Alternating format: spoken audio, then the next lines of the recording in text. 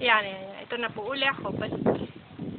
Yan. Kuhanan ko daw po yung mga bahay na yan. View from second floor.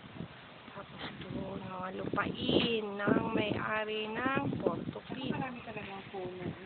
Mahangin talaga. Everywhere ho. Maraming puno. At mahangin. Ayan. Ito ba? Kaninong bahay ba to? Ayan, hindi ko pa alam. Yan.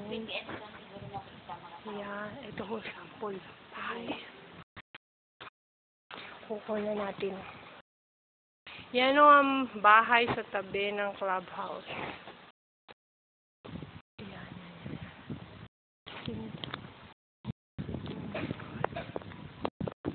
Yan.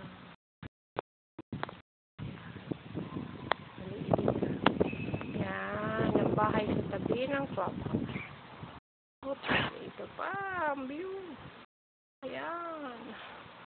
Ayun pa. Mga puno. Ayun, ayun, ayun. Ayan. Ayan, gaganda.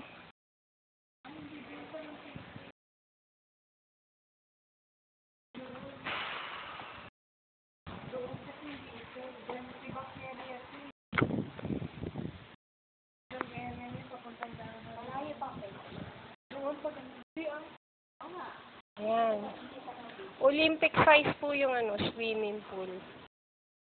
Ayan. Yun naman po ang pang kids at pang yaya. Joke. Ayan. Olympic size. Oops. Ayan po yung pinuna namin. Kanina yung pinasukan namin. Ayan, ayan, ayan. Ayan. Oops. Ayan. Ayan yung isang, ayan yung left wing ng, ano ba tayo ito? Clubhouse. Yun yung middle. At yan, si Tita Pat yan.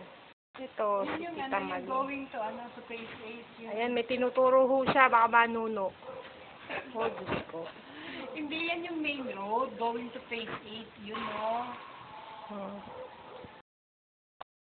Pag dito, doon ang phase 8. Aba, may bahay pa dun. Si Dak pa ron. Yan. Yan. Oh.